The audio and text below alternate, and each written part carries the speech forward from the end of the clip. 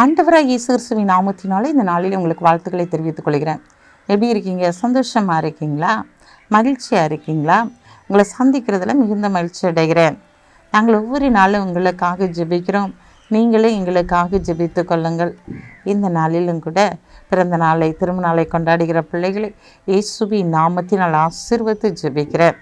இந்த நாளிலே நம்முடைய வாழ்க்கையில் நம்ம என்னென்ன காரியத்திற்கெல்லாம் காத்திருக்கிறோமோ அந்த காரியத்திலே ஒரு பெரிய மாற்றத்தை தேவன் கொண்டு வரப்போகிறார். பெரிய ஆச்சரியமான காரியங்களை நீங்கள் காண போகிறீங்க. ஏன்னா நீங்கள் கூப்பிட்டு அவர் கேட்காம இருக்கிற தேவன் அல்ல. இந்த நாட்கள் நீங்கள் கூப்பிடும்போது இதோ இருக்கிறேன் என்று சொல்லி கடந்து வருகிற தேவன் நம் அருகிலே கடந்து வந்திருக்கிறார். அதனால தான் இங்கே தாவீது சொல்கிறான், வாசிக்கிறேன் கேளுங்க. சங்கீதம் 40:1. நான் கர்த்தருக்காய் பொறுமையுடன் காத்திருந்தேன், அவர் என்னிடமாய் சாய்ந்து என் வேண்டுதலை கேட்டார் என்று சொல்லி அங்கு தாவீது சொல்லுகிறதை பார்க்கிறோம். பிரியமானவர்களே, இந்த நாளில் நம்முடைய வாழ்க்கையில் எத்தனையோ பிரச்சனைகள், போராட்டங்கள், உபத்திரவங்கள், நெருக்கங்கள் வழியாக நாம் கடந்து போய் கொண்டு இருக்கிறோம். எதெடுத்தாலும் ஒரு சந்தோஷம் இல்லாத ஒரு சூழ்நிலை, சமாதானம் இல்லாத ஒரு சூழ்நிலை, காத்திருந்து சோர்ந்து போன சூழ்நிலை. ஆனால் இன்றைக்கி ஆண்டவர் என்னை பார்த்து சொல்கிறாரு, இந்த நாட்டில் எந்த காரியத்திற்காய் காத்திருந்தாயோ அந்த காரியத்தை பெற்றுக்கொள்ள போகிறாய். ஏன்னா பொறுமையோடு நீ காத்திருந்தா இல்லையா, அதனால் இந்த நாள் அதை பெற்றுக்கொள்ள போகிறீங்க. இந்த நாட்டில் நீடித்த நாட்களாய் காத்திருப்பது இருதயத்தை இளைக்க பண்ணும். விரும்பினது வரும்போதோ அது ஜீவ விருட்சம் போல இருக்கும் என்று சொல்லி வசனம் சொல்லுகிறது.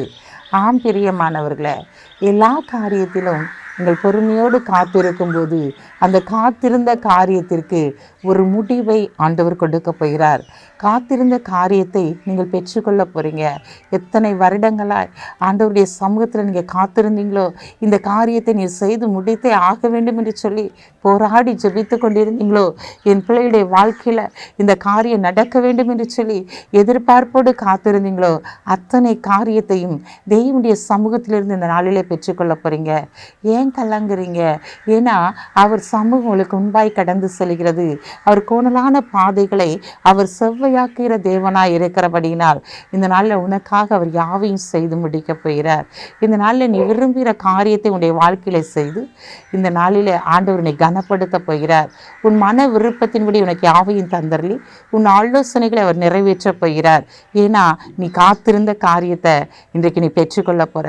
பயப்படாத, பெரிய காரியங்களை காண்பாய். கண்களை மூடி ஜெபிப்போம். அன்புள்ள ஆண்டவரை, இந்த நாளுக்காக உமக்கு நன்றி செலுத்துறையா.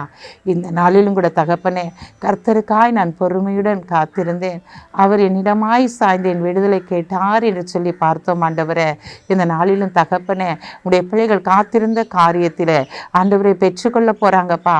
அந்த காரியம் இவர்களுக்கு மகிழ்ச்சியும் சந்தோஷத்தை கொடுக்க போகிறது. ஆண்டவரே, அதற்காய் நன்றி செலுத்துறையா.